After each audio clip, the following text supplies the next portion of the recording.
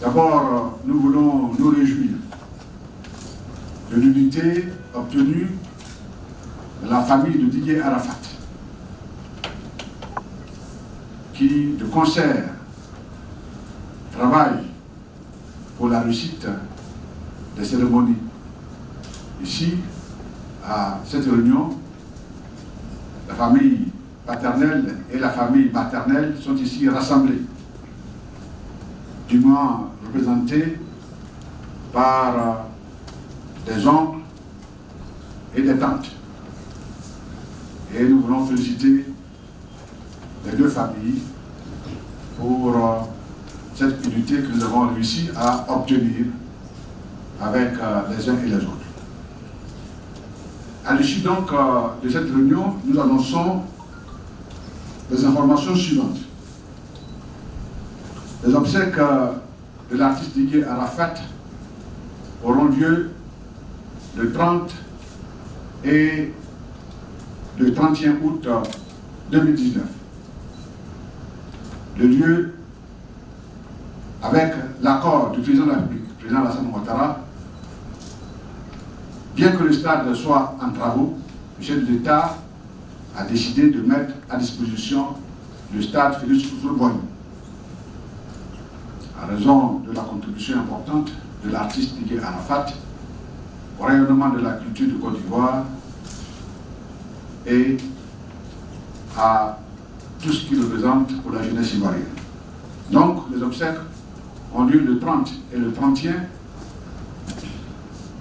Le 30, à partir de 16 h, commence la veillée artistique, qui verra la participation d'artistes tant de Côte d'Ivoire que d'ailleurs.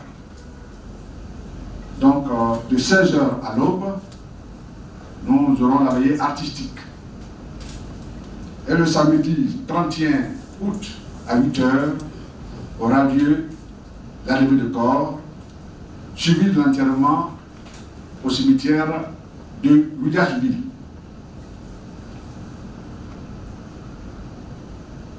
Nous voulons ici rassurer nos compatriotes des dispositions et des dispositifs de sécurité mis en œuvre par le ministère de l'Intérieur et de la Sécurité.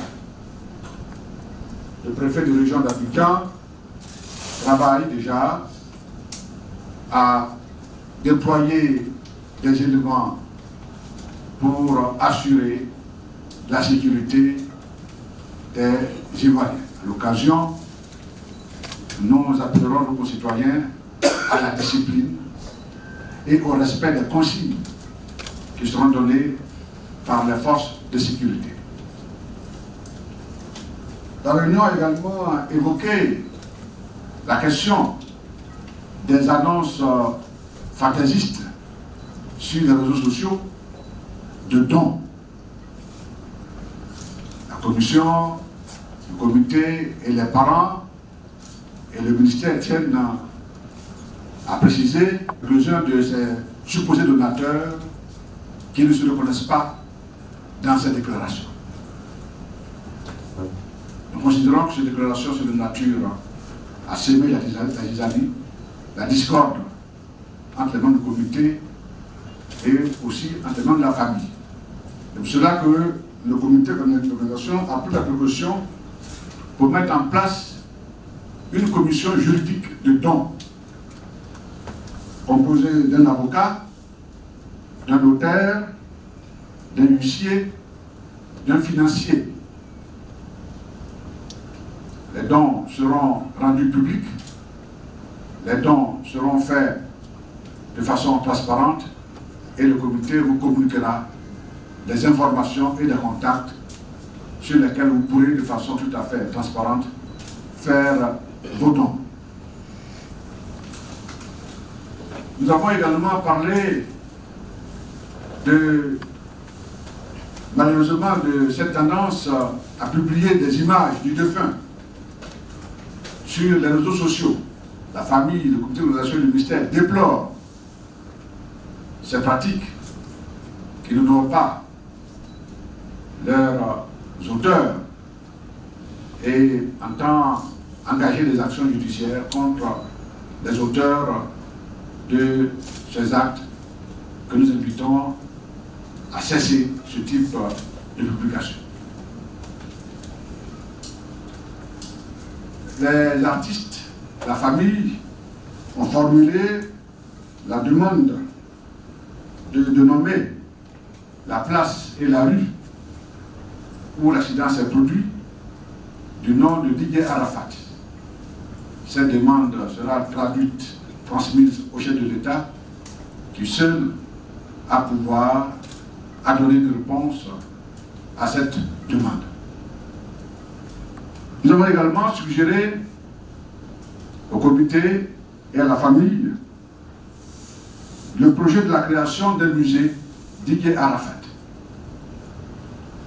Ce musée, à l'instar de ceux de Johnny Hallyday, de Maxwell Jackson, pourrait produire des revenus de façon pérenne pour soutenir la famille et les enfants du défunt.